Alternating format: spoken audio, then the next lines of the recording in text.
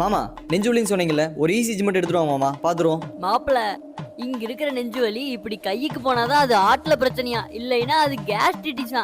ஒரு ஒமிஸ் மாத்திரை மட்டும் எழுதி கொடு மாப்பிள. கோகுல் சொல்லுது மாப்பிள. போட்டுருவோம்.